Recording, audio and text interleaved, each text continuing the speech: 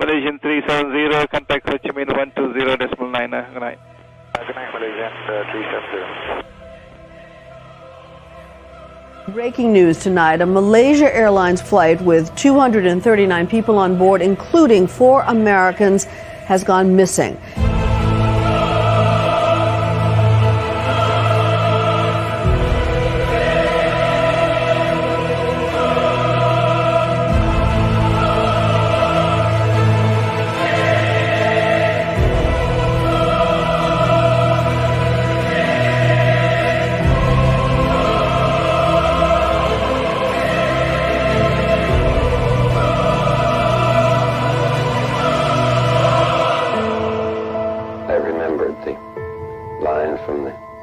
Scripture, the Bhagavad Gita, Vishnu is trying to persuade the prince that he should do his duty, and to impress him takes on his multi-armed form and says, "Now I am become death, the destroyer of worlds." Welcome, everybody. It is Secret Science Wednesday. I'm your host, Ashton Forbes. Thank you for being here with me today, guys. I appreciate you. We're going to have an awesome stream. We're going to get right into it. It's going to be great. So first thing I want to say is StreamYard's been updated. Pretty sweet, actually. They added some new functionalities. I have night mode in my StreamYard now. It's pretty cool on my side. One thing I want to point out right off the bat is that I would never harm myself. I would never fall down any elevator shafts or, walk around in sketchy neighborhoods at night. Or if my plane were to crash for any reason, you should be extremely suspicious of it. Because what we're talking about is very serious. And I want to point out before I get into another quick discussion, where's Earth as a toroid? Strongly suggest for my people who are a little bit more advanced in where we've been at with free energy that you take a gander at Earth is a toroid. Where are you at? Take a look at their replies and their posts. They posted something that I had said that I would not post anywhere. And I don't know, just think it's interesting. Might want to take a look at that. A couple other things I want to make an announcement on. Hey, Kat, good. How's it going? That somebody has sent me a claim that they successfully recreated the Liberty engine. I don't have proof, but I saw a picture. So I just want to point that out. Any magnetic motor can work because magnetic motors are fundamentally churning up the ether, if you want to think of it. There's energy everywhere around us at the 0 point level, at the quantum level. We know that because of the Casimir effect. So if you have a magnetic motor that's spinning that up, the question is, how do you extract that energy and turn it to usable energy? It's very similar just to the basic concept of an alternating current generator, just spinning a copper coil through a magnetic field. People should be able to put together that magnetism is kind of the key. Other thing I'll say is that I didn't get to read the Puthoff paper just yet on engineering the vacuum, but we are going to talk a little bit about it briefly because you're going to find that it's very relevant. The other thing I want to say, too, is I had a pretty long conversation with a podcaster. I'm not going to name them or whatever at the moment. Passed a lot of information around the science to them and specifically talked about exotic vacuum objects for a bit. I think at this point, for sure, what we're dealing with are exotic vacuum objects. So, just getting a little ahead of myself on this one. I've already shared this. Close that. Let me go ahead and share my Twitter. Oh, and honestly, if you are messaging me or whatever and I responded, I'm sorry. Just we've reached the point where we hit critical mass where I'm getting text messages, direct messages on Discord, tons of direct messages on Twitter. I don't have time for everything. I wish I did. Let's come back to exotic vacuum objects in a second here. I want to scroll down to this one here. So this is Tim Burchett. I understand that. Congressman Tim Burchett or Burchett. I don't know. Whatever. Probably saying his name wrong. He'll forgive me. Also, I think I've found that you can change the box. Like, hold on. I'll deal with that later, but apparently there's a way to change this box so it's like a circle or something. I may mess around with that. So let's watch this Tim Burchett interview. This, I think, must been from the UAP hearings last year, like last summer. Now that this is unclassified and it's public record, but as we all know, that's sometimes difficult for the public to get a hold of. A report, Defense Intelligence reference documents, advanced space propulsion based on vacuum, space-time metric engineering, some light reading. Understand now. He cracks me up, some light reading.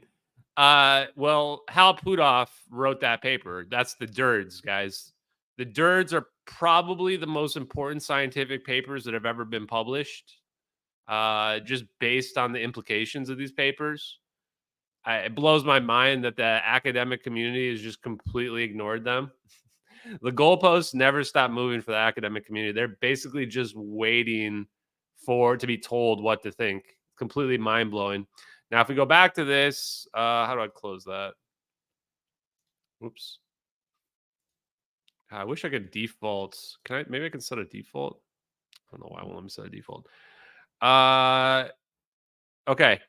Here's Hal Puthoff literally talking about how he wrote this paper. There it is. Space-time metric engineering.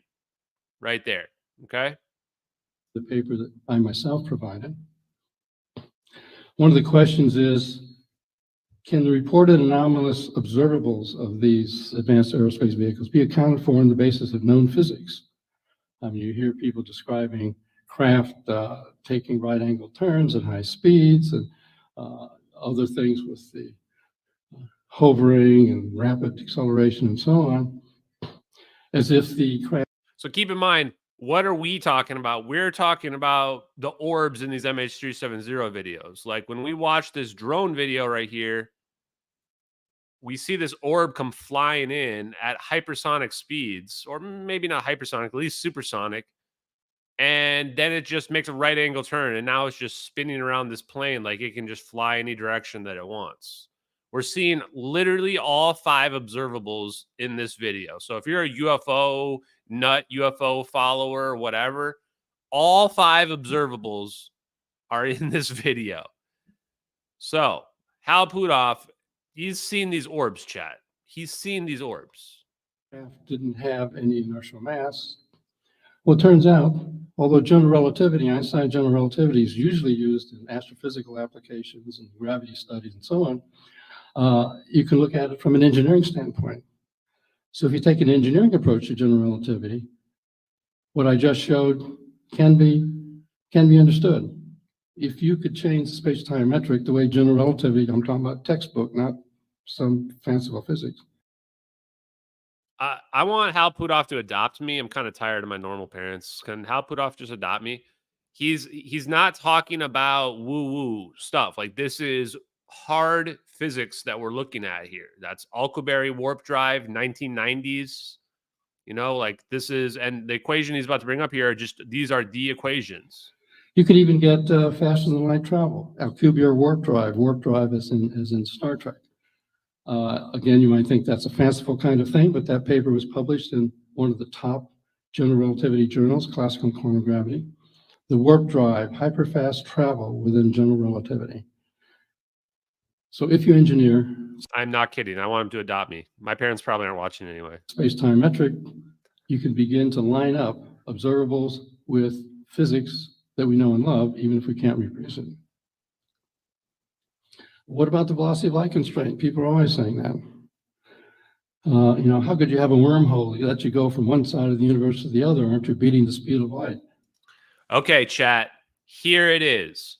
Everybody says, what about the speed of light constraint? Speed of light. We shouldn't be able to break it. Look at the equation that he's got right up here. Speed of light, C, equals 1 divided by the square root of the permeability and the permittivity multiplied together. What this means is if the permeability and the permittivity can change, we can change the speed of light. Now, why is this important? I did some grokking, some AI stuff, and The AI claims that the speed of light is constant. The AI claims the permeability and the permittivity of free space are constant. The AI is wrong. They're not constants. The speed of light, we know it's not a constant because we can just beam a laser through a glass of water and we can see the refractive index bend the light. We know it's not a constant. This is probably the biggest misconception in all of physics, that the permeability and permittivity of free space are not actually fixed, and the speed of light is not actually fixed either. And why is this important? Because if we manipulate the vacuum, the medium, if we pull the 0-point energy out below the baseline, we're manipulating the permittivity of free space. If we're manipulating the permittivity of free space, the speed of light is going to increase. Why is it important if the speed of light increases? It's important because Tesla said that he could increase the speed of light. Tom Bearden said he could increase the speed of light. Now you're beginning to see that all of these scientists before had it figured out a long time ago. Polarizing the vacuum, as JK Philly fan is saying here. Well, what does a physicist and engineer mean by the speed of light? He means this little equation here where the speed of light is given by 1 over the square root of the permittivity times the permeability of the vacuum. So the point is, if you re-engineer those vacuum parameters, then you can make the effective speed of light higher in the engineered region. And so those are the solution in general relativity that are called wormholes. And again, it's not science fiction. This is just right off the shelf, standard textbook general relativity application. Lorentzian wormholes from Einstein to Hawking by Matt Visser. Like literally, if the speed of light is faster in this region than on the outside, you're going to move faster in this region than you are on the outside. This is how you can cheat the speed of light. You can teleport because, again, we're seeing something move faster than our speed of light. And if it's moving faster than what we see as the speed of light, it's teleporting. So teleportation is also a misnomer. The same way where free energy is a misnomer. When we're talking about teleportation, we're talking about manipulating the medium to increase the speed of light relative to the speed of light on the outside. And when you do that, this is why you're seeing a plane disappear. This is why you're seeing a plane disappear, chat. That's what these orbs are doing. They're manipulating the permittivity of the area around the plane. And this is causing the plane to achieve faster than light travel. Relativistic from our perspective of observing it. From their perspective, it's just going to look like it's going normal. Now it might look like everything else is slow compared to them, but yeah, teleportation. There you go.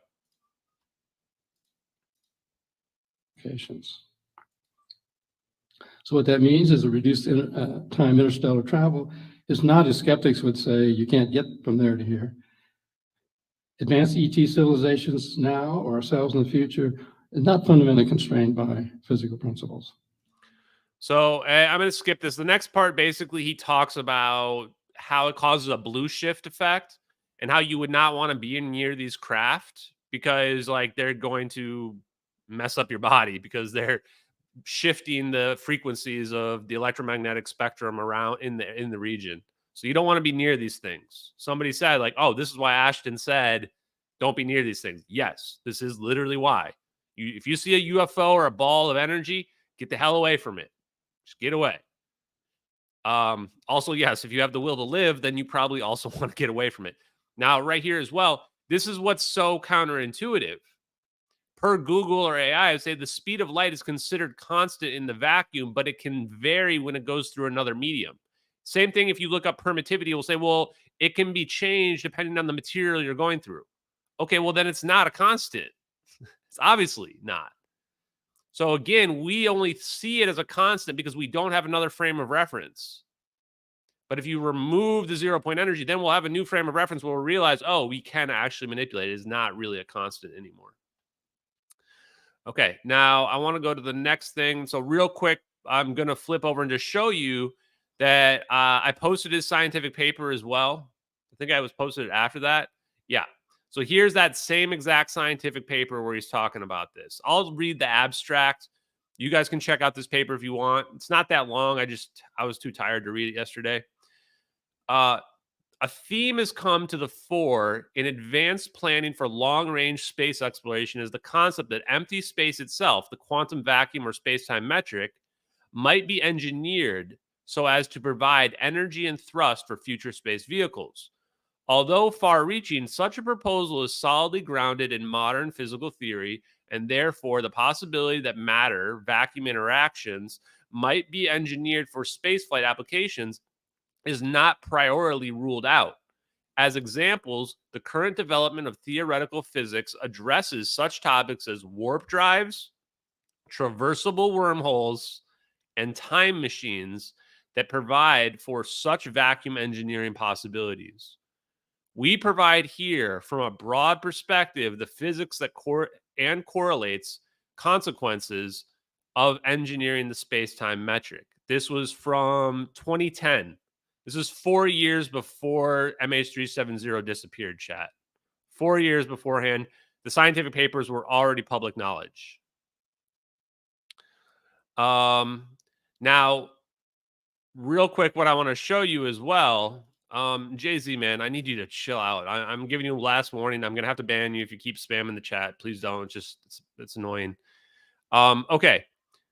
So there's your paper. I want to show another quick video because he mentions time machines as well. Now, we talked about negative time in one of our previous things. I'm going to show another clip. Engineering stuff, and that they're trying to train pilots in how to fly these reverse engineered zero-point energy craft.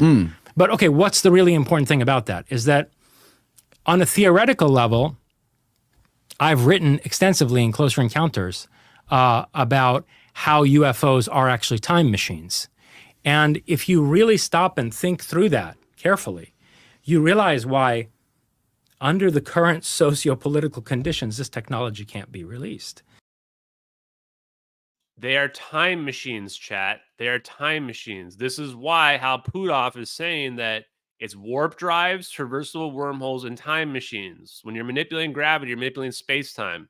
You're changing the flow of time. So pretty cool. Now, what's next? You guys are going to love this next one. So, and we're going to watch the whistleblower thing here in a minute. Before we go to the whistleblower thing, I want to show you this. What did Ashton find? Permittivity transitions by Ken Shoulders. Ken Shoulders is the person that came up with exotic vacuum objects. Oh, actually, before we do this, okay, well, that'll be a little spoiler. Now let me scroll up because I want to show you. I want to read 2 posts for you guys, okay? So let me switch this. Let me just see. I think this is fine. Just go to this. Okay. Exotic vacuum objects, the most secret technology in the world. Guys, we have figured it out. The refractive index in plasma is less than in the vacuum as well. Light travels faster in the plasma. So, in fact, with the plasmas, it's like we're getting around it entirely. The plasma orbs you see here are the secret to the MH370 videos. Even the letter to Ashton Forbes, what was that person trying to get me to understand? They were trying to get me to understand it's all about the plasma orbs. That's what it's all about. They wanted me to find Randall Carlson because Randall Carlson was talking about these plasma toroids and magnetic fields. So we found the SAFIRE Project. We did a stream about that previously. The SAFIRE Project is some kind of front for the government to do research on plasma and fusion technology. It's crazy. Hal Puthoff is connected to it. Like, you find out he's connected to everything. And they're working on creating basically self-sustaining balls of plasma. They avoid talking about certain topics like, where's the energy coming from? The ether.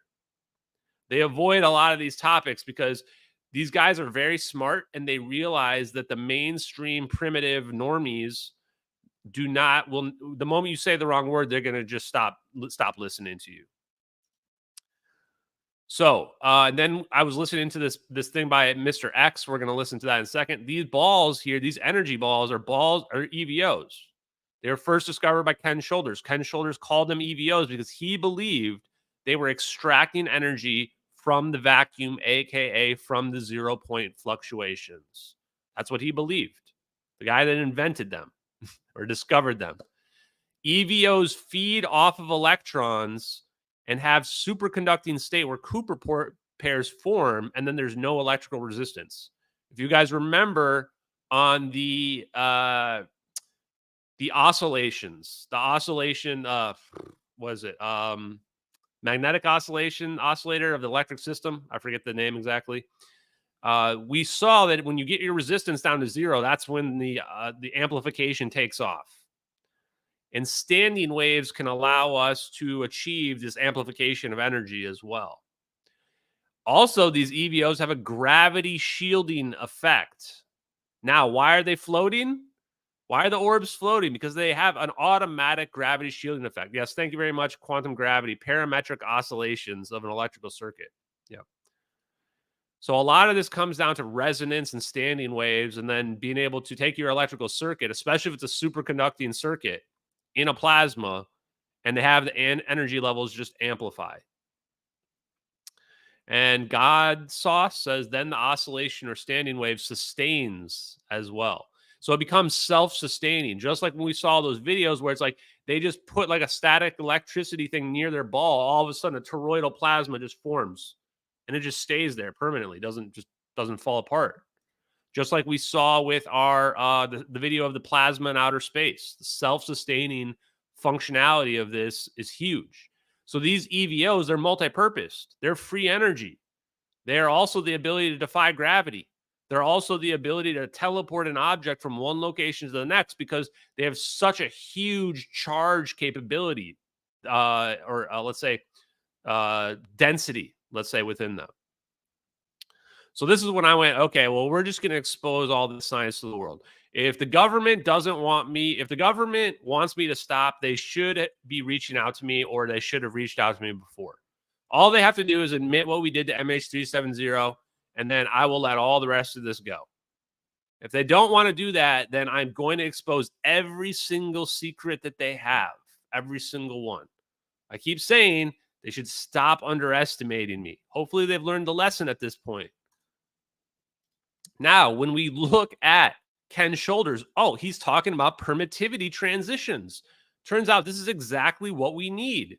We need to be able to change the permittivity in the equations to manipulate the speed of light. This is how a plasma can change the speed of light. Highly organized micron-sized clusters of electrons, or EVs, these are electron clusters, having soliton behavior with electron populations on the order of Avogadro's number. This is a giant number, like 10 to the 32 or something like that, are represented as the necessary function for modifying the permittivity of space in a downward direction. I like these words, chat. The state of existence for this entity reduces its expressed charge by many orders of magnitude below that calculated for the same number and volume of uncontained electrons. The EV is shown to exist in at least 2 distinct modes of charge masking, with one of them, the black EV, being virtually undetectable using sensitive methods. A form of inertial propulsion will be discussed that arises from the internal rectification effects available by modulating the state of the EV, thereby the permittivity of space and concomitant inertia or effective mass of material through space. He's saying right there, this is going to give you anti-gravity. That's what he's saying right there. It will be shown that the same type of permittivity change through the pole affects and affects the same. It will be shown that the same type of permittivity change through the EV modulation can achieve a unidirectional current flow, and that this gives rise to the methods for generating monopole effects and vector potentials useful for communication outside the usual current loop generating them. Consideration will be given to a form of pseudoparticle entanglement arising from the tight and pseudo-quantized coupling between the EV structures. He's talking about the electrons forming Cooper pairs, I believe. Complex organisms are discussed composed entirely of EV structures that are self-formed at electronic rates without using either mechanical or chemical methods. Some speculations will be made on the benefits of operating such a complex entities in regions of greatly reduced permittivity. A condensed matter dissolution technique will be shown that is capable of cold disassociation of refractory material into a low viscosity fluid. The root process for energy conversion methods are resembling cold fusion are reviewed and shown to be likely spring from the same EV technology capable of producing modified space permittivity.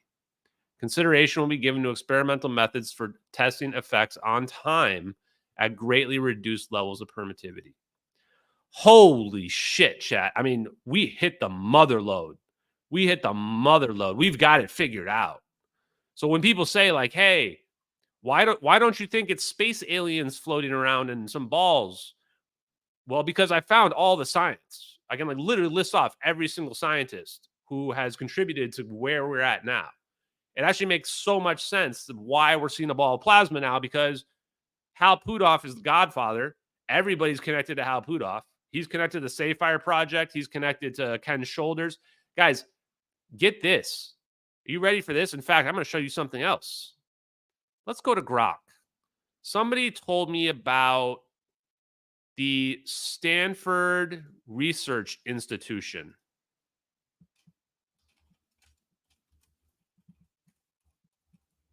How is Hal Puthoff connected to the Stanford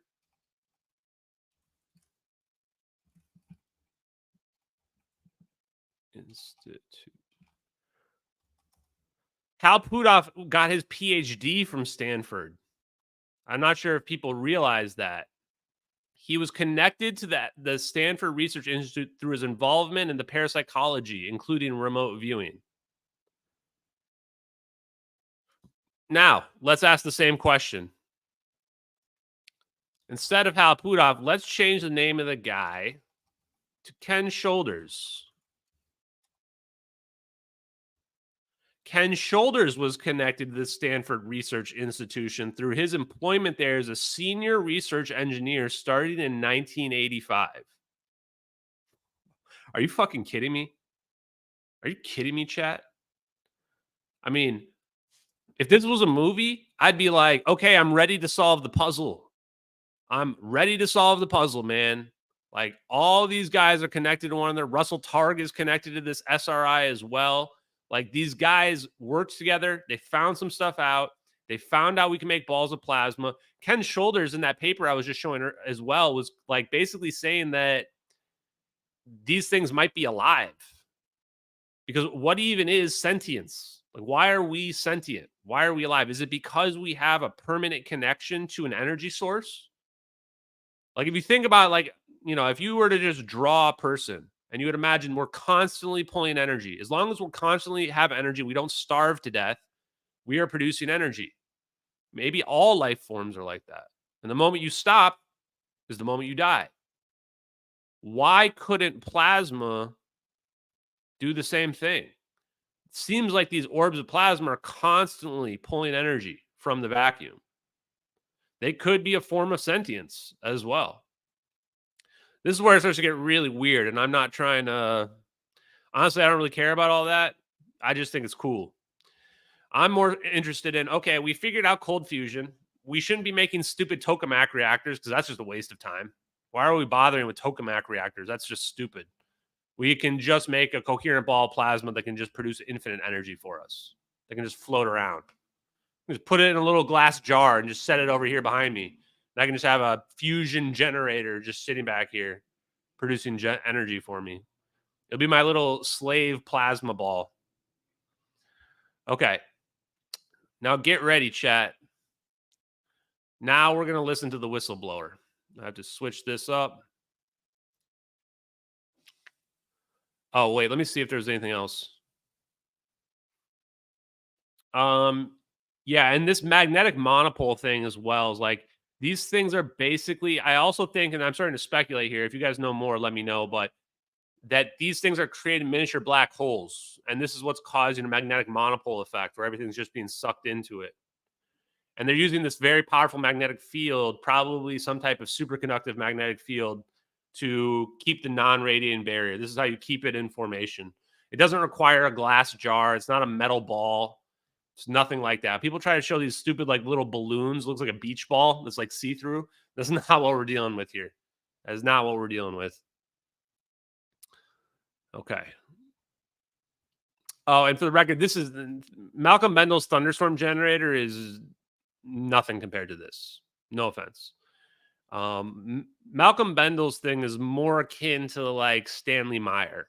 And I don't know if it's quite on that level, but it's something like that, where in a perfect state, it is possibly breaking apart elements and then using them in the combustion, which is what Stanley Meyer was doing. Like basically taking negative energy, having water get broken up into hydrogen and oxygen, sending that down the pipe, etc. His thing is not creating self-sustaining balls of fusion. Okay. It doesn't mean that like he's probably using the same principles. He may not even know it, but he's probably using the same principles without even realizing it. Stanley Meyer, like he probably, I'm almost sure he had it figured out. And for the people that are into free energy, first of all, free energy is a misnomer. It's not conjuring energy out of nowhere. We're just manifesting the energy from all around us. That's all free energy is doing. John Bedini is probably the most legit from what I've seen. John Bedini. No doubt he had it figured out. He looked at Tesla's work and he figured out how Tesla was doing it. It's more than just the front end too. There's a back end circuit component related to it as well, which is really important. This is why a lot of people, like when you see a lot of the recreations of these like idiot YouTubers who have no right to call themselves electrical engineers, they have no idea what they're doing. Like, you know what? I will just call some shit like the Electro Boom guy or whatever. What's the other the one black dude's name? Like these guys are just complete idiots. They don't know the first thing about electrical engineering, and I'm directly calling them out. They do not know the first thing about electrical engineering, which is where is energy coming from. And if you do not set up your circuit correctly, of course you're not going to get free energy. If you try to build a Liberty engine and you don't use the right alloy for the rotor, of course it's not going to work. And if you don't even understand that, then you are basically like a little kid struggling with your ABCs. Like you have to understand magnetism and what magnetism is to have any idea to even begin to produce free energy. A lot of these people, like I see, like people will show me, oh, this person tried to recreate it and fail. And the first thing I read is like, oh, I made my rotor out of an epoxy. You're like, yes, an epoxy is not going to work. Iron's not going to work. Like they're using a very specific alloy. And if you look that alloy's properties up, it'll start to make sense. I showed you guys on Monday as well. Oh yeah, Jeremy Fielding or whatever. The guy's a total idiot. These guys are complete idiots. It's honestly embarrassing that there's like they have like millions of viewers and followers or whatever because they're just teaching people just garbage, basically. Just teaching people garbage. It's embarrassing, man. Okay. And like, you know, if you're somebody out there who wants to do it, you need to be careful because this science is expensive, man. That's what gets most people is that they get a lot of people need investment to like even try their stuff out. And rarely do people get it right on the first try. So this is where it can cost lots of money to pull it off. The people that are doing the Liberty engine videos, like they have money and they have like ambition. They're trying to do something. They're trying to show the world something.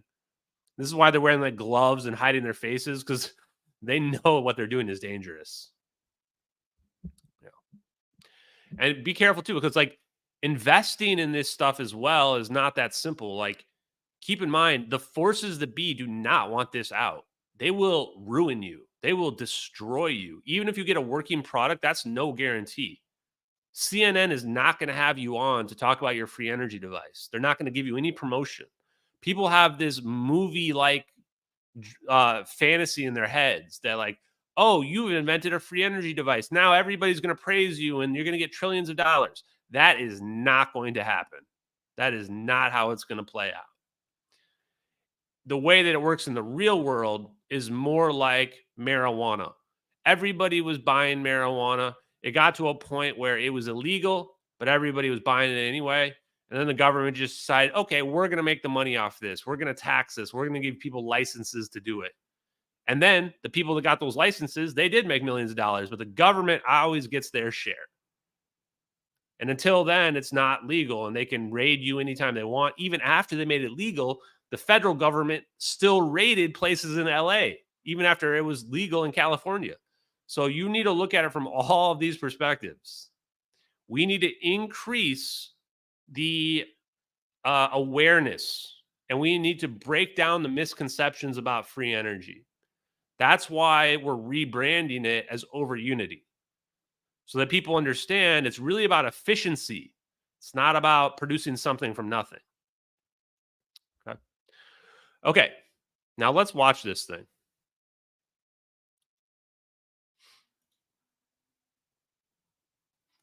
Well, let me just make sure I don't have anything else I want to show you guys. Yeah, I think that's good. Okay, I'm going to go back. I haven't watched this whole thing. We're going to watch a little bit more than what I was before. So shout out to Project Unity for this video. Apparently Project Unity has some pretty good videos. I see why he's probably jealous of me, because I basically like am doing everything that he probably wanted to be doing, which, yeah, well, should have learned the science, bro. Should have learned the science. Okay, so this is called Interviewing Mr. X, Exotic Physics in the UFO Cover-Up. I guess I don't know who this guy is. Let's see what it says. Recently, I interviewed an extremely intelligent individual who would prefer to remain anonymous.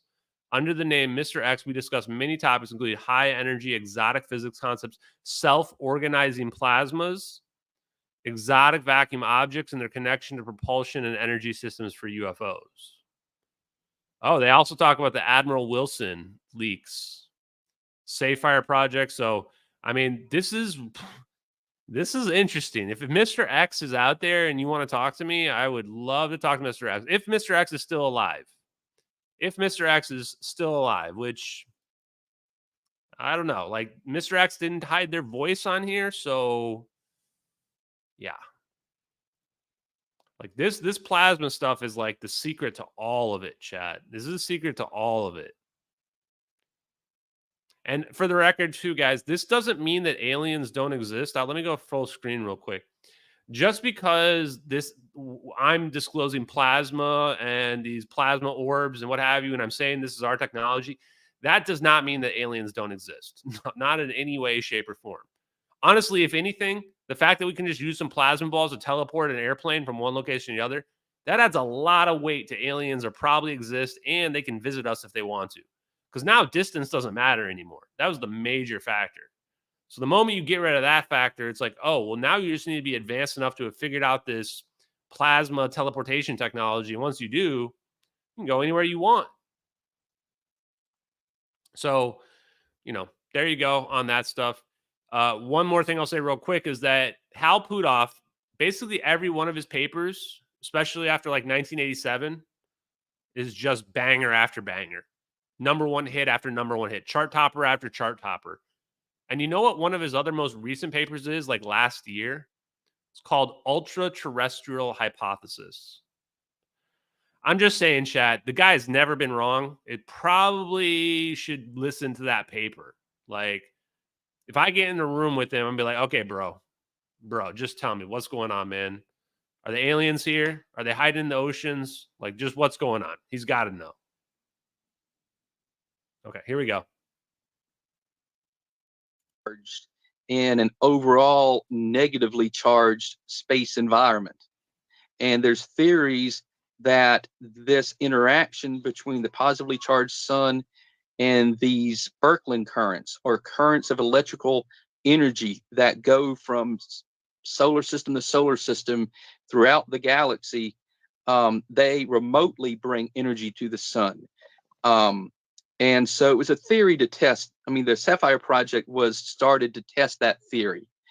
And But what's important to address from the beginning is that the SAFIRE Project is not part of the electrical universe. It's not part of, for example, the Thunderbolts Project, which is a website in an organization that discusses the electrical universe concept.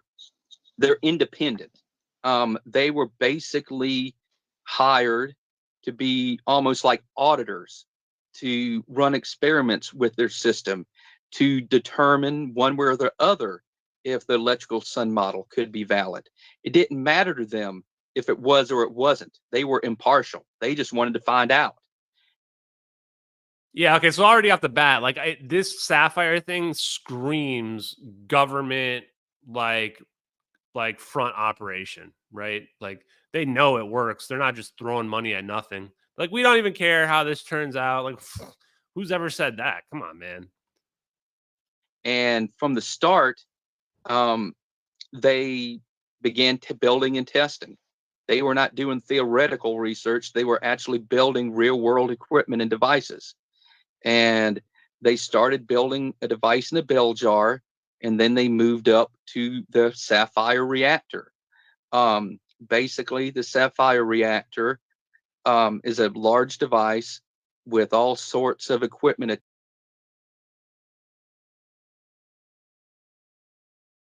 A day's worth of experiment sped up a couple of thousand times is what our day looks like. We work very quickly, as you can see.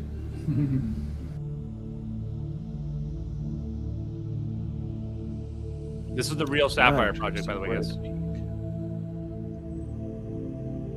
So it's climbing and falling. We're changing chemistry, you might say the gas composition, power settings,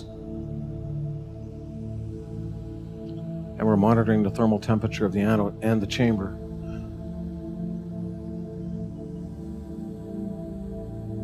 Yes, that is the anode melting. We didn't know it at the time because it was happening so slowly. But when we realized what was happening, we had to shut SAFIRE down. It just got too hot.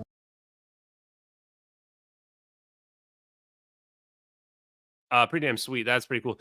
Ashton, I'm not trying to cheat you, but what is your response to people who say you're full of shit? Well, they're just fucking idiots. What do you want me to say, man? Like, what my confidence level is 100%, right? Like, there's every single thing that's out there in the world, there's people that think it's not real. Every single thing that there exists. People think the earth is flat. People think that the sun is revolving around the earth. There's people that think that any video that's out there, people think that there was no assassination attempt on Trump. There's people that think that COVID was a lie, think that it's true. You can never appease everybody, and you shouldn't even try. There's no point. The best you can do is wake up as many people as you can wake up. What I say to the people that think I'm full of shit is, well, prove me wrong. They say that the easiest way to get the right answer is to say the wrong thing online on the internet. When you go look at my posts, I make some pretty outrageous claims. Do you see anyone proving me wrong on any of them? In fact, I'll make, what are some of the examples where I've made some stuff and then people have just jumped down my throat? Whenever I've actually have said something wrong, and it's almost never related to the case or the science, I have like 100 people in my replies. Just, they can't wait to say that I'm wrong. And yet, when I talk about MH370, when I explain physics and science, do you see Sabrine Hassenfelder or Eric Weinstein coming into my replies to say how wrong I am? No. In fact, they were in my replies just the other day. And they don't explain, nobody corrects anything that I say that's out there. Why? Because what I put out there is supported by scientific peer-reviewed papers that are public and scientific experimentation that is public that you can just watch the videos, you can see with your own eyes. It's really that simple. So I would encourage people that think that I'm full of shit. I mean, think whatever you want to think, you know? Oh yeah, and then the other part is I've done over 100 interviews. Nobody's been able to catch me out in a lie anywhere. Why? Because I'm not lying. Can I be wrong? Maybe, but not lying. I listen to some people and they can't even go 5 minutes without lying. Confirm verifiable lies, things that you can just point out right away. Simple, you know? So that's the answer to that question. And I actually don't block that many people, to be honest with you guys. I'm at a rate now where maybe I block like one person a week. So, and it's usually just because they go way over the top and they're just like, I don't need low quality troll bait in my replies. It's mostly because I don't want them to upset other people. It's not even so much that I'm upset, is that then these fights start forming in the replies, and I don't care about that, right? You don't think it's real, go do whatever you want to do. Go already doing it. What I will say is that this will be proven 100% real, and the science will be proven real, and the videos will be proven real. It's just a matter of time. Just a matter of time. And everybody who's out there going, Ashton's full of shit, you're going to look like an idiot. You're going to look like a complete idiot in the future. Oh, I missed this donation. Thank you very much, Lone Wolf. Appreciate the donation. Only ZPE orb I've seen with my own eyes skipped across the sky like a rock skips across water, bouncing 0.5x sine wave. Captivated my mind. So glad you exist. Thank you, man. Glad you're here as well. And yeah, I think that some of this as well will validate a lot of people's experiences that they've had like that. But I'm not going to be somebody out here who's going to be like, oh, this shiny light that you saw is real, but your experience was wrong, right? Like, experiences are very powerful effects for people. So I'm not that kind of person who's going to do that. But I'm also not the kind of guy who's like, a lot of people are seeking validation. Ashton, watch my video that I saw of the lights shining around the sky. I mean, I got nothing for you on that front. Could it be real? Yeah, could be. So there you go. Hopefully that answers that question as well. And you know, what I've realized too, guys, is that people like Elon Musk probably doesn't know. For a lot of people, it's just too much to accept that we can actually teleport an airplane. It's too much. Like, they just think that, what's up, Billy? Like, they're like, teleporting is like, in their minds, 1,000 years beyond where we're at right now. And the reason why they don't think it's possible is because they haven't looked at the science. If you look at the science, and this is what I've done for the last year, I was also of the mindset where this had to be 1,000 years beyond where we're at. And now, a year later, I'm at a point after I've studied where I went, no, not only is this not 1,000 years where we're at, we do have this, and we've probably had it for decades. We've been working on this science since at least probably the 40s.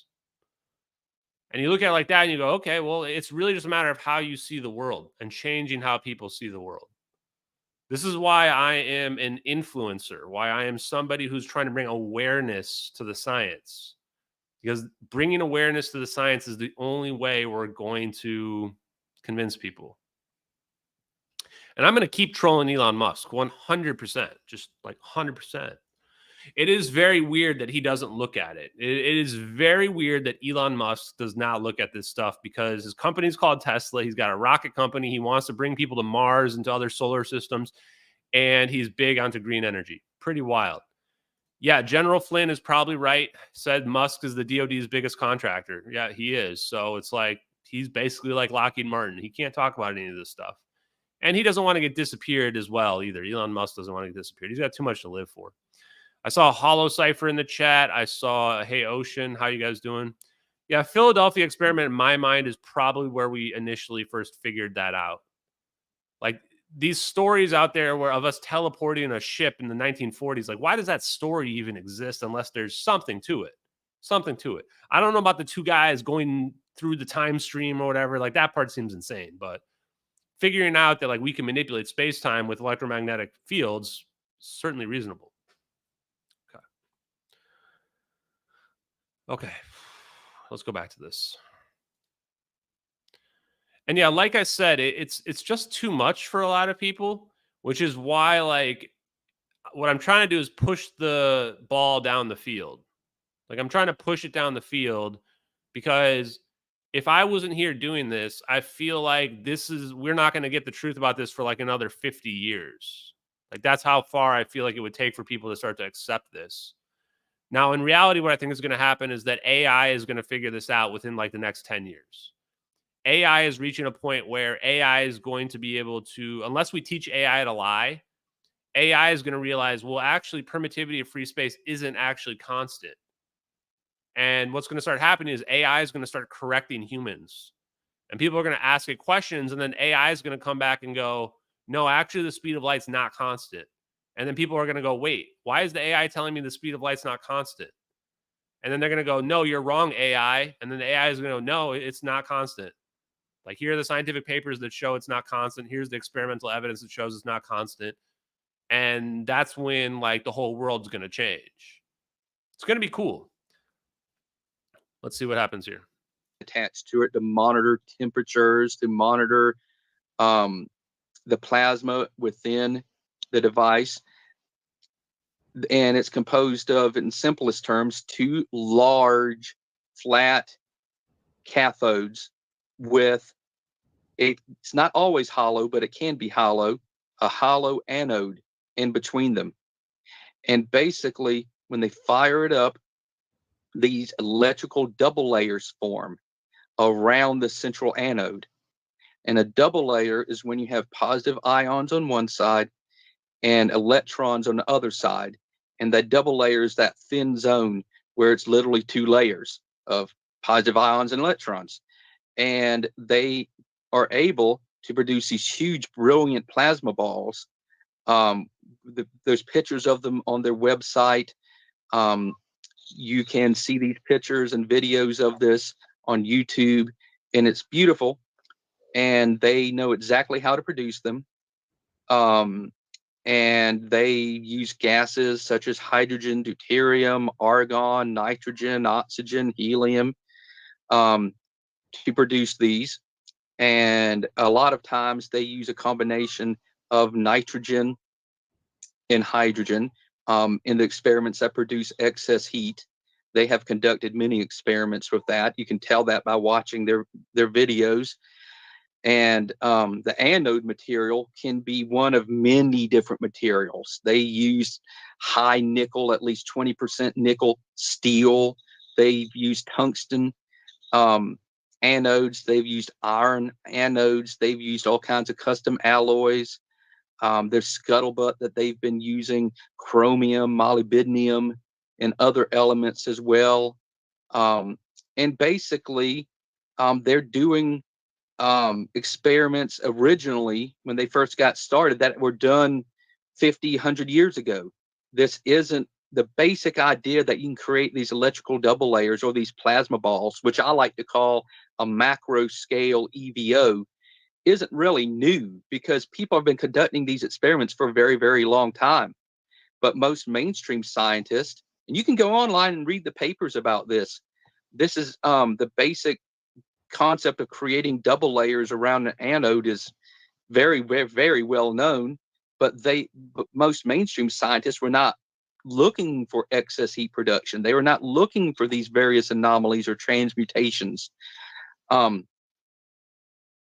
one of SAFIRE's findings is they're finding this anomalous excess heat production. What would we call that? We would call that over unity.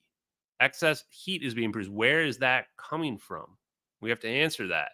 And this is why it's connected to cold fusion. Classically, physicists would say, well, cold fusion requires these temperatures that are so high it can only happen in the sun. But then we look at stuff like sonoluminescence.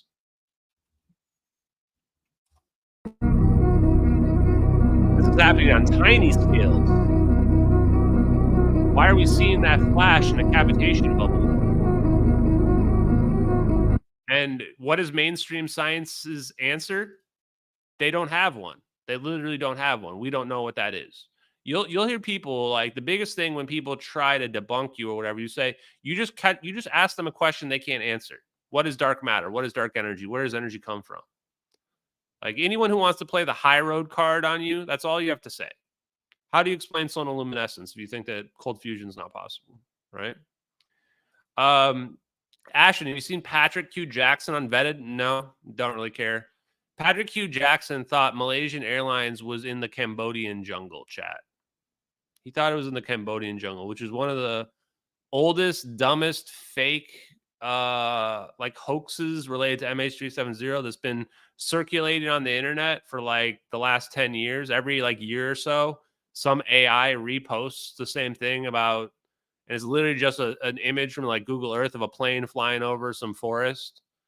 Like, so he's not really the brightest guy, and he's definitely making up a fake story about orbs being AI planetary defenders. He just literally made that up. You guys got to realize this. I think it's funny that occasionally I read Reddit comments about orbs and they go, you guys have to check out this Patrick Hugh Jackson guy's theory. And you're like, he just literally made it up. And then, so if somebody makes up just a completely fictional story, people love it. If somebody like me, you say, hey, what do you think about this Ashton Forbes guy, this journalist investigator who lays out all the evidence and tells you what you decide what to think? No, he's a fraud. He's a scammer. You don't listen to anything he says. It's like, Jesus, no wonder the world's so fucked up. If you tell people a fake story, people love it. If you tell people, here's the evidence, here's the conclusion, the only conclusion that fits the evidence, then they hate you. They hate you. I also do not keep track of my YouTube analytics. I don't really care. Okay, let me just see if there's any other question before we keep going, because there's some really good information about the flow right here in a second. Oh yeah, and this guy sounds like he's in his late 20s, early 30s. So he knows too much. He's seen stuff. He's been behind the scenes. He's seen the stuff.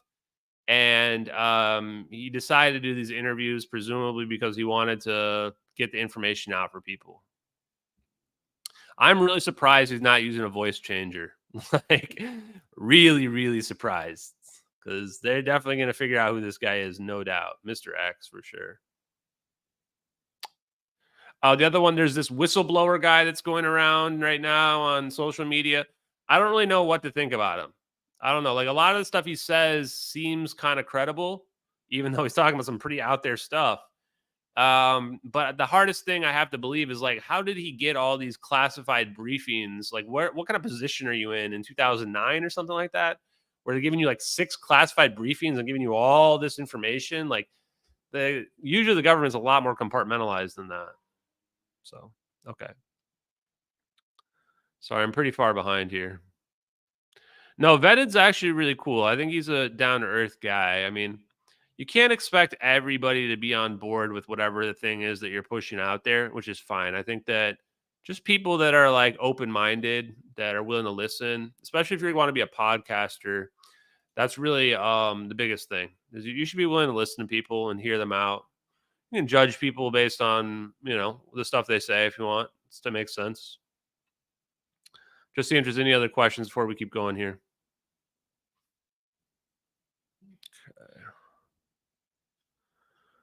Okay. You guys can find the whistleblower guy. He's around there on social media. He was for some reason I'm always like pinged in all his posts. I don't really know why. And for me, guys, like, I don't care. Yeah, I don't know what's more out there than the MH370. We're definitely on the forefront of stuff that's out there. For me, I don't care about the answer to the alien question. I mean, I just assume that aliens are out there somewhere. I mean, it seems undeniable to me. And that just doesn't change my world at all. So I'll leave other people to figure that out. Truthfully, after MH370, I probably just retire from social media for a while. Just post pictures of dogs and wolves and cheetahs and shit like that. And then just shit post about politics. That's pretty much my plan. Because, man, it's a lot.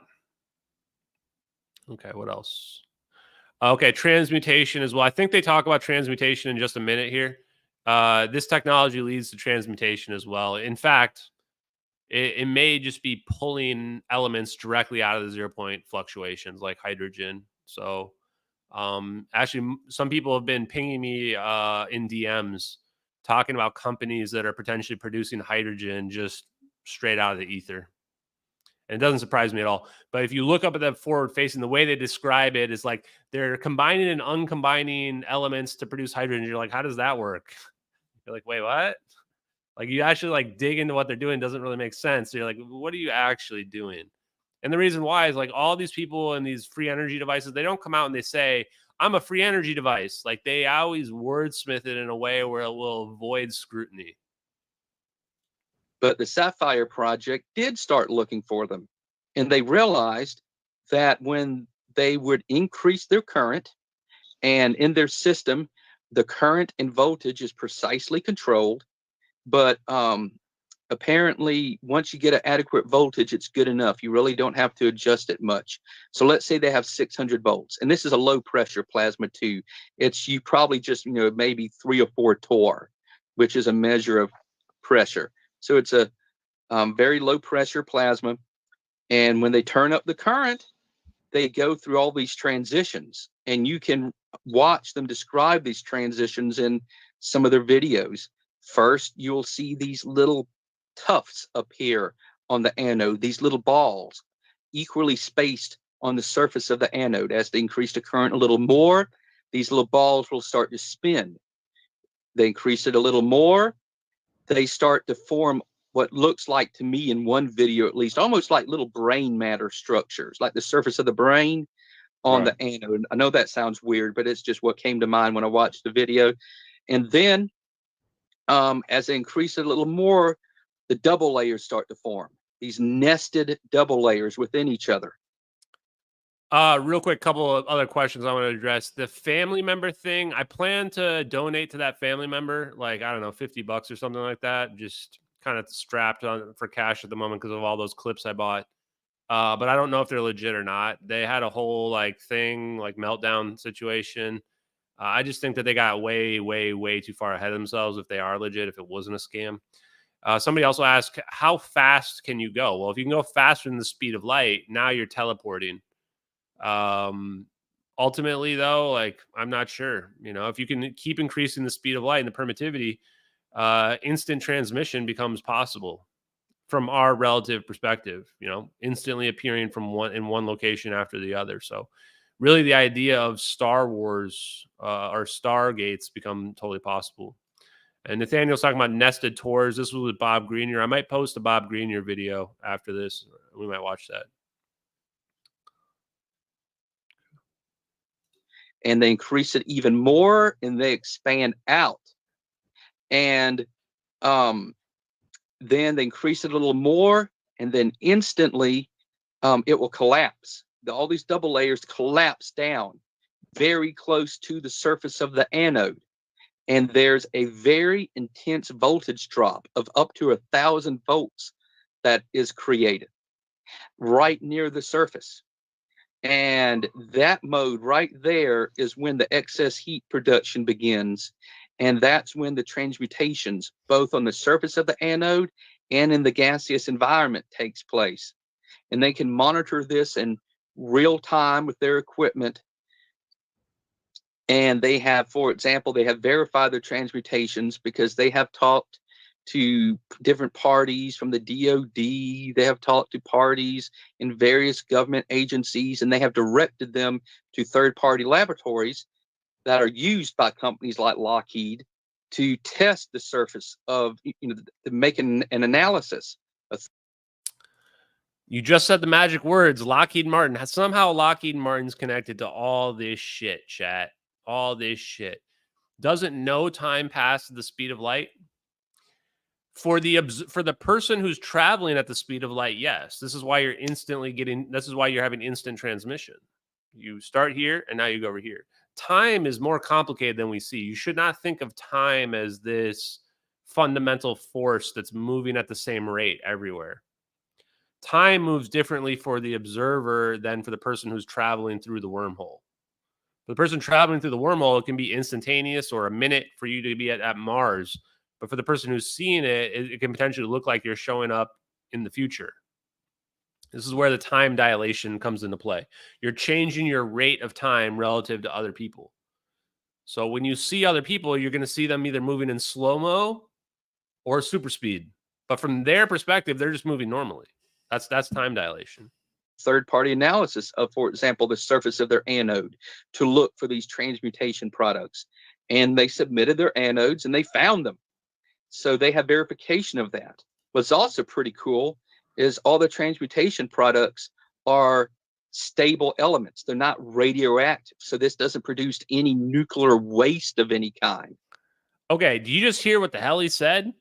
We're transmuting elements and it produces no nuclear waste.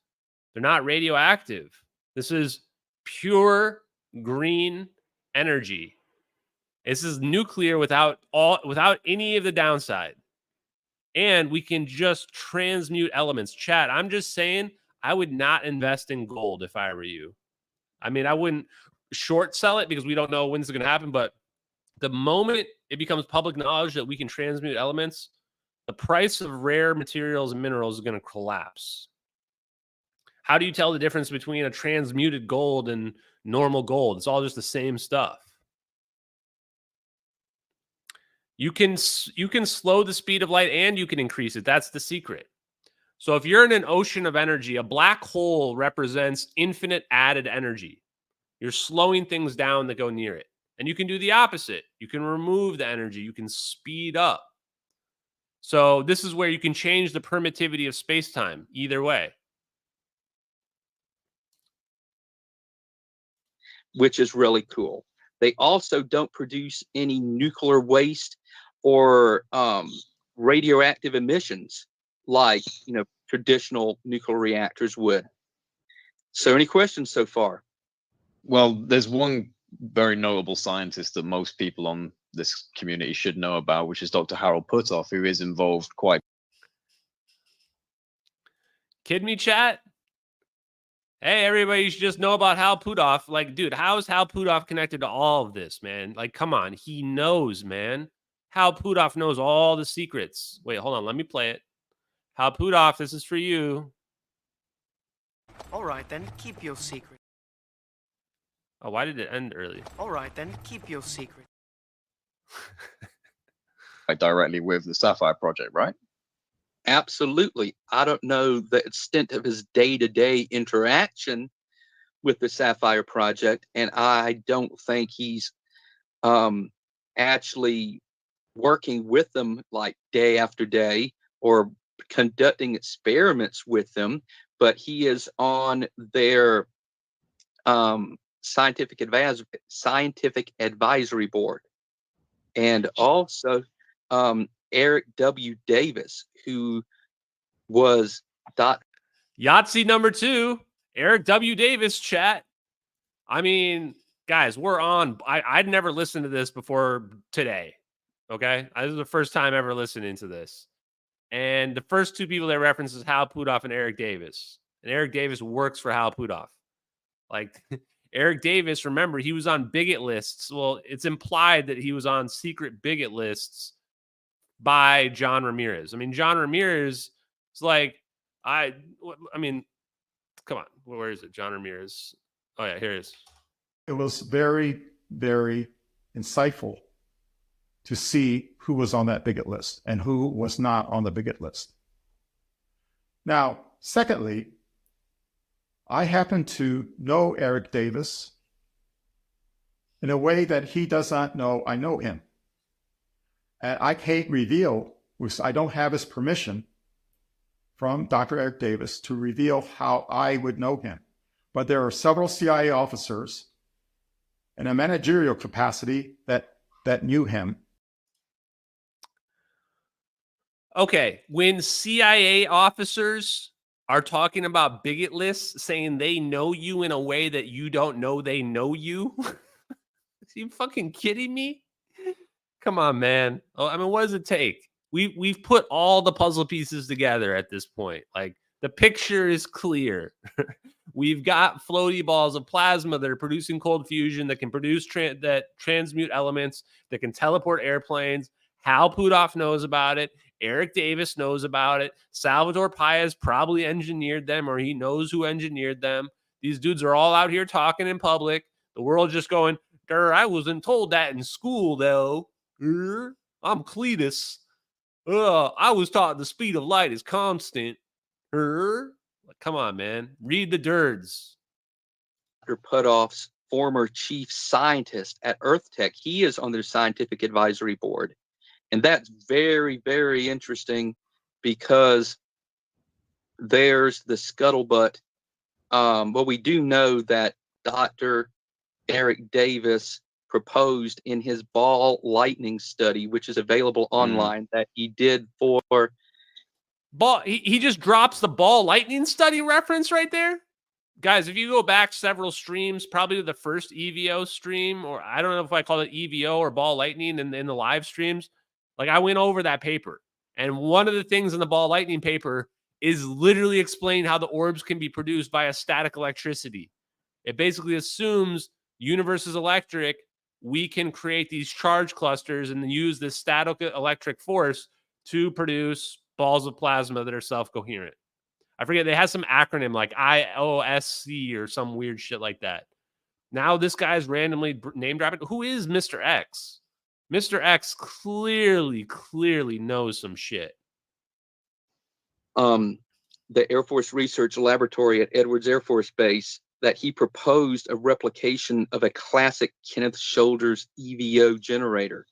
And that's public, but there's scuttlebutt, and we don't have absolute proof for this, but Dr. Stephen Greer discussed this during a lecture that used to be on YouTube, but I cannot find it anymore. It must have been removed or something, or delisted. But he describes how one of his disclosure project witnesses, who was a PhD scientist, basically was given a tour of the Air Force Research Laboratory at Edwards Air Force Base, and he was shown a device that he was told produced excess energy. It extracted 0-point energy, but they didn't know how to scale up the effect. I mean, now he's dropping 0-point energy and free energy, basically. And he's talking about Dr. Greer stuff, which we've watched Dr. Greer's interviews. Dr. Greer's interviewed all the smartest people. I want to know if Dr. Greer ever interviewed Eric Davis. I feel like that's the connection that I'm missing. He's interviewed everybody else, including Hal Puthoff, as far as I can tell. Jack Sarfati is the definition of a quack, like the very definition. He's never been brought on the inside because his attitude is horrific. He thinks he's way smarter than he actually is. He doesn't understand the idea that the universe is electric. He's too stuck on the equations as opposed to just what's actually possible. And he's being handled by Ron Pandolfi, who's a legendary CIA spook with a lot of dirty laundry. So, you should be very, very, very critical of anything Jack Sarfati says. If I was consulting with Jack Sarfati, I would assume that whatever I'm consulting with is going to fail. And basically, when he drew out a diagram of what he saw, it was a dead ringer for a classic Kenneth Shoulders EVO generator, exactly the same thing. So apparently it looks like Dr. Eric Davis did get his project approved. However, the scuttlebutt that I've also heard is that at the last minute, when he was going to write up a paper about the device, the whole project was classified. So again, that scuttlebutt, I don't have absolute. I mean, these are some pretty crazy claims here. He's like, yeah, they made a EVO, a free energy device that's extracting energy from the ZPE based on Ken Shoulders' work. I actually do think that we stopped going to the moon because why would we send people to the moon in rocket ships, just caveman shit? Make big explosion, rocket go up. That's super dangerous. You're basically strapping a bomb onto people and having it explode to send them into outer space. If we have stuff that obsoletes that, like you could be sued for the liability when it turns out you were sending people up in rockets when we could have just had crafts just lift off or just teleport them to the moon in an instant. I truly believe that's why the space mission stopped. Like, why did we stop going to the moon? Why did we stop having nearly as many people sending people into outer space? Because it's stupid. And the people at the top know it's stupid. They know it's a waste of money and they know it's dangerous. That makes a lot of sense to me. I do think we went to the moon. Candace Owens doesn't think we went to the moon. She tried to convince me pretty hard. I don't know. Whatever. I keep an open mind on anything. All I know is we're not going there. And if we've got teleportation tech, it makes a lot of sense why. Confirmation, but that's what I've heard. But to continue about the SAFIRE Project, I wanted to say too, what's so interesting about their technology is that in most of these experimental fusion reactors, and they're not claiming they are inducing fusion because they're not bound by any one theory. They are not claiming, okay, it's this theory that's making my system work, or it's this theory. No, they are trying to be pragmatic. They are trying to be open-minded. And they realize there are many theories that could explain this, but figuring out the nitty-gritty of scientifically what's happening is not their job. They're trying to now, the new mandate is for them to develop a clean energy technology, and also technology that can remediate nuclear waste with the same technology. And so they are saying, hey, look, and they don't say this by these words, but this is just the idea I get. Scientists will have 100 years or more to try and figure out all the nitty gritty after this is on the market. They'll have plenty of time. You see, they don't want to waste years trying to get a long series of papers through peer review boards. You know, I mean, wow. So right there, okay, right away, we know the DOE is connected to this, right? Because you're realizing this is all related to energy. So this is why the DOE controls the world. This is why the DOE controls the president as well, because we have this kind of technology. We have fusion technology that renders everything obsolete. They don't want to go through peer review. They know peer review is bullshit. They know academia is bullshit. It's all just excess red tape. We already know it works. I don't give a shit what Neil deGrasse Tyson thinks or Bill Nye the Science Guy. Their opinions mean nothing. These are influencers that are meant for the clapping seals. You landed a rocket on a little thing on the water. Yay! It's like these are for complete morons who are just distracted by the shiny keys. Look over here. Don't look at us literally producing fusion out of the ether. Look over here at Rocket Man landing rockets. Think about solar energy. We're using solar energy. You're like, why the fuck are we caring about pulling energy out of the sun? Like, we can just extract energy from all around us. We can make our own little sun, and we can extract energy from that. Isn't that just like a lot smarter? We have to stop being cave people, and we have to start being forward thinking. And if we do that, then we can get to Star Trek in our lifetimes. Otherwise, we're going to be stuck going up in stupid, obsolete rockets to Mars and having to take like 7 or 8 months to get to Mars when we could just be instantly transmitting to there. That would be a battle that would take up so much time, so much resources. They just want to get this on the market to benefit humanity rather than just have it become. Yeah, and this was 4 years ago was when this was released. And somebody pointed out it only has 15,000 views. The amount of views on a video is no correlation to the how powerful or useful the content is. I don't look at all about how many views there are. I see a lot of stuff that's super legit that has like 1,000 views, things like that. It's rare, in my opinion, to have stuff like the Liberty Engine that has like 3 million views. And in that case, it's because it's kind of a spectacle, and there's like people are trying to debunk it, but you can't debunk it because you're seeing like the way they go about it. They're like, good luck. One big debate in academia, if that makes sense. Yeah. Do you think there might be any behind the scenes collaboration between them? Oh, and this claim here, the radiation belt. No, it's called the whatever belt. This is what Candace Owens was telling me as well, is that apparently there's some asteroids or something out there that they think prevents us from going back to the moon. Honestly, if I'm just, I mean, this is my opinion, but that feels like kind of nonsense. Like that would not be a problem. I think the bigger thing is that we've just got technology that obsoletes rocket technology. Them and TTSA? That's a very interesting question. Obviously, Dr. Harold Putoff, who's a member of TTSA, is very aware of the SAFIRE Project. I believe what the SAFIRE Project is doing is leaps and bounds more important than anything TTSA have announced they're working on themselves. And I'm not 100% sure, like, for example, the SAFIRE Project would ever want to be officially affiliated with Stars Academy because, you know, their technology, although it's completely real and they've had third-party confirmations that it works, that they are producing transmutation, that their measurements are correct and so forth. It's still controversial. Any of these radical new technologies is controversial, and they probably don't want to add to that by being officially connected to the Stars Academy. That's just my guess. But, you know, the whole thing is, though, I believe this is this technology that the SAFIRE Project is working on is the same technology, but in a slightly different form that's used. Okay, it's about to get spicy, chat. Yeah, why was Hal Puthoff involved in TTSA?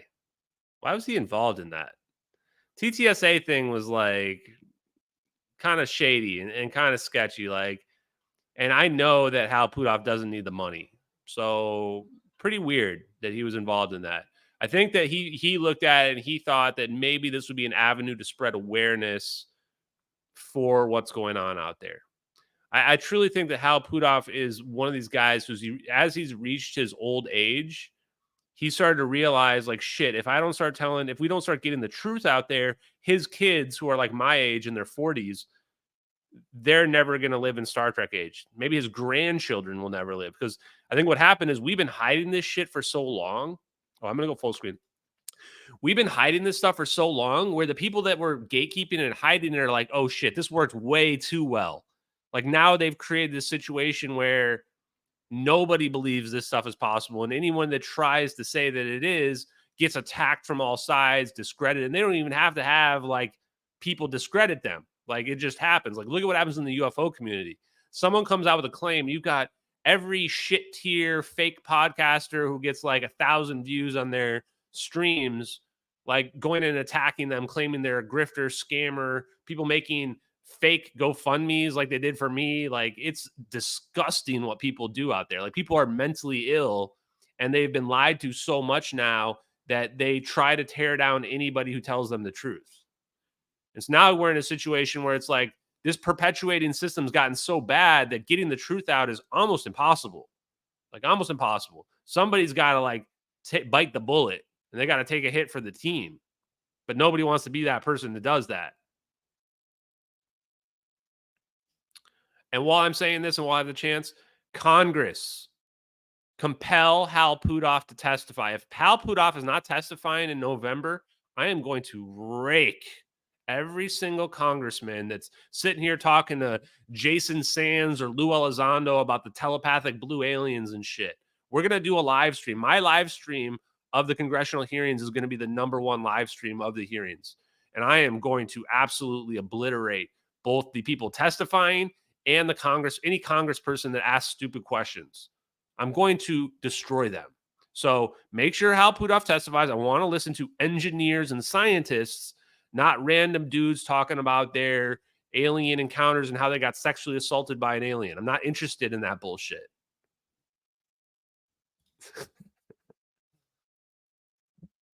In UFOs. Because what I also should mention is that the SAFIRE Project, I don't know the date of the hearings, sometime in November. They're at the border of the double layer. When it collapses down, there's a very, very sharp voltage gradient. And they've taken all kinds of measurements of the plasma. And for example, first of all, I need to say this. I think I forgot to say it earlier. In traditional hot fusion reactors, you have to have external magnetic fields to contain the plasma. Sometimes they are even talking about utilizing superconducting magnets to contain the plasma in conventional hot fusion reactor designs. But in the SAFIRE Project, you don't need external magnetic fields because the double layers themselves contain the plasma. Oh, yeah, chat. You don't need external magnetic fields. Are you listening to what he's saying right now? If you look at these stupid tokamak reactors, no wonder they're all failing. They're trying to build some structure to confine the plasma. He's going, no, the plasma itself makes the magnetic field. When we're looking at the orbs, it's creating a magnetic monopole, which creates the non-radiating barrier of the bubble that we see. You don't need to create a barrier around it. When you produce this magnetic monopole, when you produce this like black hole or whatever is going on inside there, it's self-organizing, self-sustaining. It's magic. It's beautiful. It's a self-sustaining structure. This is why all these tokamak reactors are just a complete waste of money. Complete waste. It's so much easier than what they're trying to be. And this also tells us the letter to Ashton Forbes is legit. Whoever sent the letter to Ashton Forbes knew exactly what the fuck they were talking about on the science. And this is why they said it's not superconductivity that allows the magic. The orbs themselves produce superconductivity. They produce the magnetic monopoles. They are pure magic. It's beautiful. It's too bad we had to disappear 239 people for this to get revealed, but you see, that's what's so great about the SAFIRE Project. Basically, you give the plasma what it wants. You give this plasma ball what it needs, which is basically electrons. that reminds me of Rick and Morty reference. You give it what it wants, and I'll get you what you need. I'm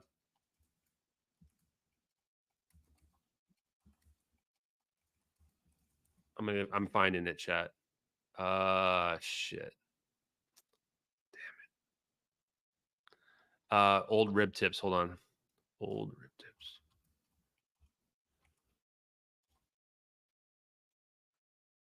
Shit. Yeah, I can't find it. I love my Rick and Morty quotes. Because these plasmas, they feed off the energy of these electrons and ions. So you give it what it wants, and it does everything for you. You give it what it wants, it does everything for you. This directly ties it to the hypersonic plasma sheaths that we figured out in the 60s, what Paul Size was saying. Remember? And guys, I have so many clips now that I can just play the clips. I can just play the clips. CZ Paul Size. Shit, I don't remember what it was called. What was the Paul Size clip called?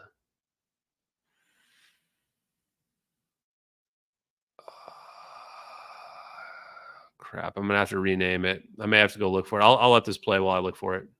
You don't force it to do anything. You just basically gently guide it, and it does everything. Oh, found it already. Paul Ziz was head of hypersonic research during his career at the McDonnell Douglas Aerospace Corporation. And here's with the concept. That's so funny. Someone says, Jamie, pull up the clip. If I go on Joe Rogan, I'm going to have all these fucking clips ready to go. And I'm just going to go, Jamie, play the one about MHD with Paul Ziz on it. Because like once you look at these clips like this in sequence, you're like, oh shit, of course we figured this out. This is how we figured it out. As we were looking at 30 years ago. He has no doubt hypersonic aircraft are already operating. Well, I think the technology for flying 6 to 12 times the speed of sound existed 30 years ago. And all that's happened in the last 30 years is that the airplanes have gotten lighter and they've gotten easier to build from the challenges that we had. So there's been people that have seen these, and they all look very similar. They're triangular-shaped vehicles. Assigned to Ajax, Professor Paul Ziz has tracked down scientific papers to piece together the puzzle. The energy bubble, or air spike, carves a path through the air by ripping electrons from molecules to form a plasma. I'm sorry, Yahtzee rips the electrons from the molecules to form a plasma. What did my man just say in the Mr. X thing? He just said they feed on the electrons. This plasma sheath right here is exactly what the plasma orbs are doing. And we just realized that it's self-sustaining. Just feed it. We don't need look at the ship we've got. We don't need a jet. Why have a jet in this equation that we're looking at right here? Why do you need a jet and a person inside the jet? That's stupid. We're all about drones now. We don't need a person in a jet, because then with this jet, you have to figure out, how do I cool it down? How do I make sure the person inside doesn't melt inside of this thing? Don't worry about any of that shit. Just take the thing in the front over here, this big shiny ball of light that we see in the front. That's our craft. Now it's just a drone, and now we can just control the drone and have this ball of plasma float around. This is why when people ask me, why do you think this is our tech? Because look at what we're looking at. Paul Ziz is saying we figured this out 50 years ago. It's brilliant. They are even talking about utilizing superconducting I'm just going to I'm going to play that part again now. Magnets to contain the plasma in conventional hot fusion reactor designs. But in the SAFIRE project, you don't need external magnetic fields because the double layers themselves contain the plasma. You see, that's what's so great about the SAFIRE project. Basically, you give the plasma what it wants. You give this plasma ball what it needs, which is basically electrons. Because these plasmas, they feed off the energy of these electrons and ions. So you give it what it wants, and it does everything for you. You don't force it to do anything. You just basically gently guide it, and it does everything. It's brilliant. Somebody asked a great question in the chat. They said, how do you control it? How do you control it? Especially because it's a ball of plasma. If you actually research these balls of plasma, you'll realize that plasma shields electromagnetic fields. So if we've got a self-coherent ball of plasma, you can't use a radio wave to communicate with it. So chat, how do we communicate with it if we can't use a radio wave to communicate with it? I wonder if there's any patents out there that would solve this problem for us. Oh, inventions by Harold E. Putoff. Communication system. Communication system using vector and scalar potentials is disclosed. This system uses field-free potentials, signaling for many applications where the absence of shielding effects in seawater, plasma, right there, plasma, or other dense media due to the fact that the absence of E and B fields eliminates the possibility of induced charge and current response. Chat, we've solved the fucking puzzle. We've solved the fucking puzzle, chat. How do you communicate with it? Well, you use Hal Puthoff's patent. How many millions of dollars did Hal Puthoff get from this patent that's been approved 5 different times? Same thing. Look at this, 5 different times. Just go back down to it. First time it was approved, 1998. 2018, approved again. 2019, approved again. 2021, approved again. 2023, this was last year. You got it approved for a 5th time.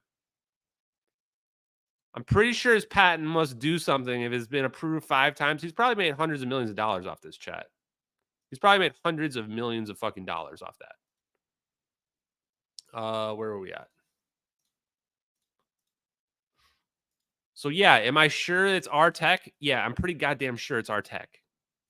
But right there at the surface of the double layer, there's a extreme voltage drop, and they actually built a dual Langmuir probe. So you have 2 Langmuir probes right beside each other.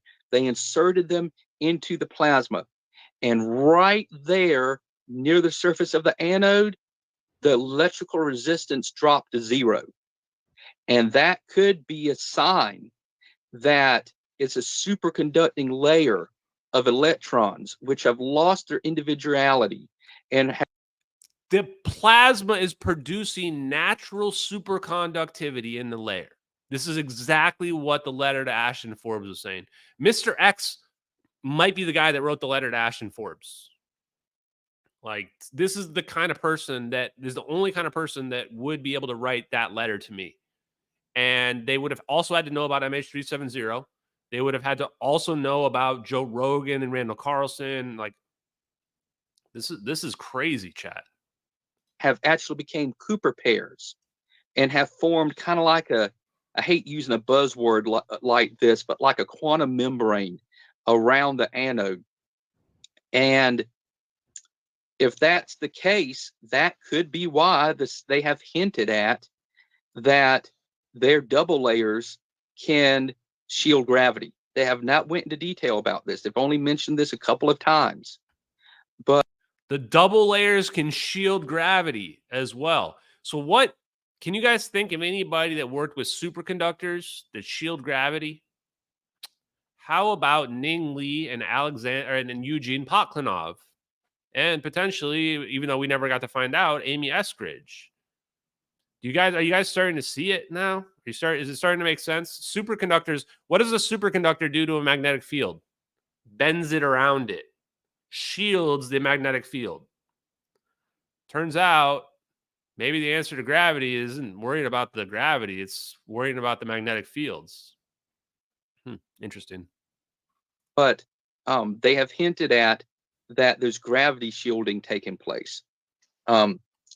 So I think that's a connection to what we're going to be talking about next. Yeah, for sure. Real quick before we move on, though, any questions? Yeah, I mean, so people are asking about the letter. I mean, I'm not going to answer too many questions about the letter, but yeah, I think that it probably was somebody who's foreign because of the spelling, the grammatical mistakes. It was translated, and that's why they had the deflectors as well, most likely. I'm just making a point with that. Okay. questions about the SAFIRE project, I mean, just pick my brain. Feel free to ask me anything. Well, I was going to just quickly say, just as well, in regards to some people that might not be aware. Now, obviously, with this type of technology, we talk about aerospace applications and faster than light travel. But can you kind of expand on what maybe some of the potential global applications of this technology could be for the planet and for what we, for our systems?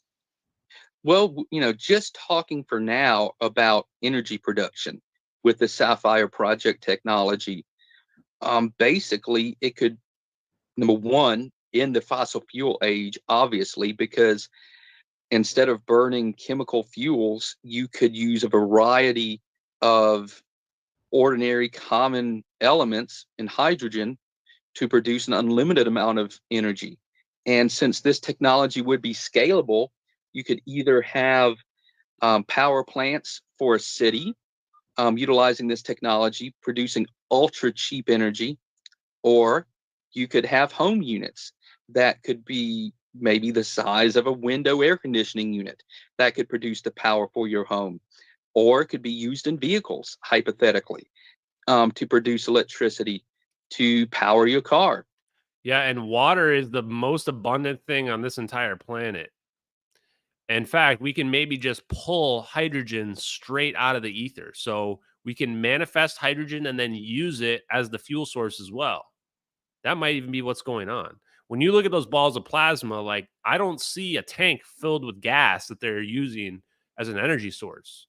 When I look at UFOs flying around, they don't have any fuel tanks in there. They have to be literally pulling the energy from all around them. The energy source must be external, not internal. There's no limit to the applications of this technology. It would, and they try not to call this free energy technology. That's one thing they have stressed, because there's always a cost to energy. Even with this system, there are materials involved to build the actual units, which would have a cost. What? This guy sounds just like me. Like, this guy 100% knows. What did he just say, guys? How many times have I talked about free energy where I say free energy is a misnomer? Even if you can pull energy all around us for basically, unlimited amounts, that doesn't make it free. You still have to produce a device. You still have to build a device. You still have to figure out how to commercialize your device. And then you have to compare it to existing forms of energy production. This guy is definitely legit. This Mr. X guy, definitely legit. I hope he's still alive. Yeah, or even Ryan's joking about it. Like, 4 years ago, chat, 4 years ago, I was still just waking up. It was the beginning of COVID. I was still waking up to the fact that everything's a lie. So I didn't know shit about electrical engineering. If I had listened to this 4 years ago, I'd had no idea what the hell he's talking about. I would have thought he's just talking some mumbo jumbo that makes no sense. Now I listen to it, I go, oh, this guy knows. This guy, 100%, he knows. There's always a cost of some sort with energy. So they like to look at this in terms of efficiency. And it's just my personal opinion, not theirs, but my personal opinion. If you looked at this in terms of efficiency, it would be beyond solar. It would be beyond wind. I believe this could become the predominant energy production technology for the next few hundred years. There it is, chat. There it is. This is beyond wind. This is beyond solar. Fuck Elon Musk. Fuck Dyson spheres. Fuck rockets. Fuck all that shit. 0 point energy via fusion, via magnetic motors, whatever you want to do, okay? But no more solar bullshit. No more wind bullshit. The future energy source for the next hundreds or thousands of years is 0 point energy. It's these plasma orbs that we see floating around, MH370, that disappeared this plane out of space-time. This is why we never found the plane, why we're never going to find the plane. Is what we're looking at here is exactly what this guy's describing. Somebody on this planet has weaponized that technology, and they don't want to tell the world about it, especially not after they teleported an airplane away, because now we're talking criminal charges, crimes against humanity, war crimes. This is why the disclosure people that are the prominent ones that are out there, they don't want anything to do with me. If it was just some orbs and it wasn't implicating like the US government or these defense contractors in some major conspiracy, they'd probably be fine with it. But the fact that we did some horrible, evil shit with these orbs, it's a sticky situation, chat. It's a sticky situation. At least, maybe longer.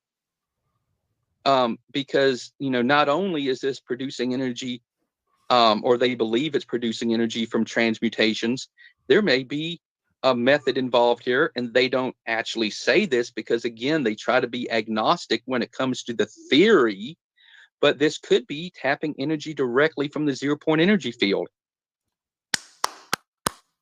And you see how he says it too. He's like, look, man, they know it's tapping energy from the 0-point energy field.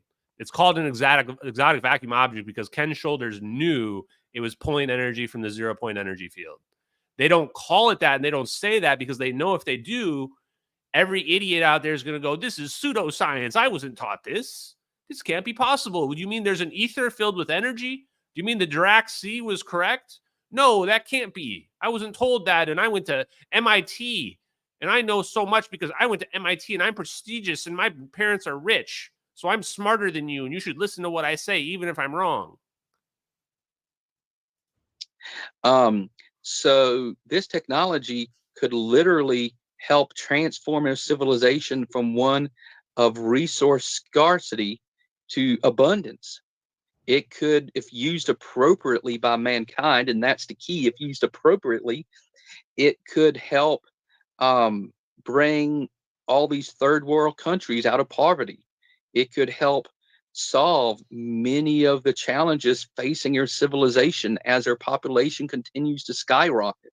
It could, very importantly, help humanity prepare for black swan events that could be coming. Right now, this coronavirus could, even though it's something that's happened before, with like the flu of 1918, the Spanish flu of 1918, this coronavirus could be considered a black swan event because it's disrupting the whole planet. But there's many others that could happen too. We could have. I think we're going to stop there for tonight because I'm going to go get some food. I've got to get up early tomorrow. I've got stuff going on. I am going to be on a major podcast pretty soon, which is going to be fun. I can't wait. I'll get clips made, stuff like that. What I want to say, though, is going back to the beginning of this, I left to stop right after that COVID reference. And the reason why I did is because that's when I woke up from all of this. When I realized like what level of lies we're willing to tell people, even if it damages people's mental well-being, we're willing to lie to people just for political points. It's crazy. But remember I said I had this conversation with somebody who was a podcaster talking about, like, is it safe to even disclose this information? Well, at the end of the day, what did he just say? What did Mr. X say at the end? He said, we live in a world of scarcity, and we could get rid of all of that instantly with this technology. Yes, is it going to destroy certain industries? Is it going to change our way of life? Absolutely, it's going to. We're not going to have to do anything anymore. You're not going to have to work anymore. We can have infinite resources and have robots do all the work that we need to do out there. We're already approaching that. It's happening no matter what. It's just a matter of when. So what I told the person who was actually very scared that this would be the end of the world is I said, I think it is the end of the world. But an armed society is a polite society. We've had nuclear weapons for 75 years, and we haven't destroyed ourselves yet. So I think that we can potentially, there's a chance we won't completely destroy ourselves. And I told this person, look around. When you walk around, look around. I see homelessness, suffering everywhere I go every single day. And even if I tried to help all these people, I don't have the money to do that. I don't have the means to do that. There needs to be another solution. And if it means that we take the chance that we destroy ourselves, I think we have to do it because the benefit is we can end a massive amount of suffering that's going on this planet. And that's just the people that are suffering monetarily, not even including all the people that have these psychological problems or people that know there's something wrong with our reality just on the surface. They feel it. And also the people that have been brainwashed with all these bullshit lies from the government, from all these sources around there. Like, we can get rid of all that. We can be a society where people can find purpose in this world. So all these people have no purpose. I would see all these protests about, and I have no side in the Palestine-Israel conflict, but you see all these young kids with masks on doing these protests, like taking over the UCLA, like, you know, quad and all this shit. And you're like, these people don't even know what they're protesting. They don't even know what they're protesting. They just want purpose in their lives. It's like, this can give people purpose so that we don't have to bicker about stupid shit and proxy wars and murder people for no reason whatsoever. So that's the end of the stream tonight, guys. Appreciate it. I think we're going to stream on Friday, but no guarantee, because I feel like I'm going to be very, very tired on Friday. So it might be a stream that we move to Saturday. But we will talk more about science. Spread the word about exotic vacuum objects. Take a look at Ken Shoulder's work. Also, take a look at the rest of this interview that we watched here. If you guys find any other clips, that was just the juiciest part that I found. I haven't even listened to the whole thing, and I probably will tomorrow. If you guys find any other juicy clips from this, let me know. I'll probably post them on my social media. So appreciate you guys. We will be in touch. So I'll see you guys on Twitter. Have a good one. Peace, everybody. What should we go with tonight? Let's go with let's go with the SAFIRE. Actually, no, we're gonna do this one.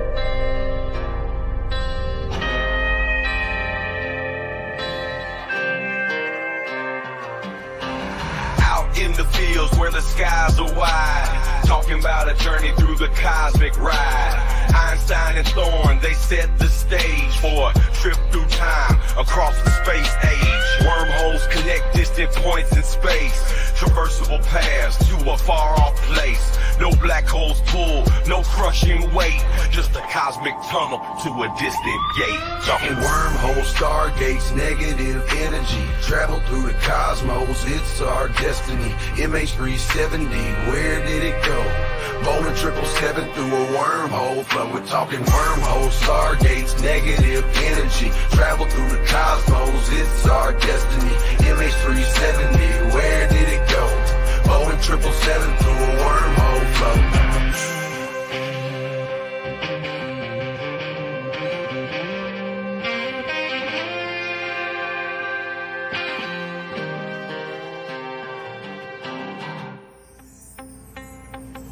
Exotic matter, negative energy's the key to stabilize the wormhole for you and me. Quantum vacuum squeezed so tight, creating conditions for this wondrous flight. Static fields and lasers in the lab they play, generating forces in a new kind of way. Gravitational squeezing, Casimir's force, negative zones we need to stay the course. Talking wormholes, stargates, negative energy, travel through the cosmos, it's our destiny. MH370, where did it go? Bowling 777 through a wormhole flow. Thin shell formalism plates so fine, spherical geometry we realign. Energy conditions that we must defy. For a stable wormhole, let's give it a try.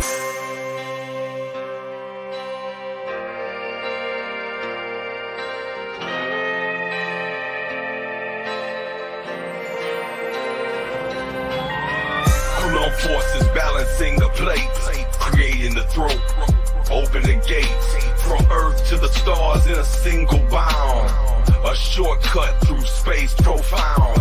Engineers and dreamers hold the key to future worlds and what we could be. With science in hand, we forge ahead through the cosmic paths that we now tread.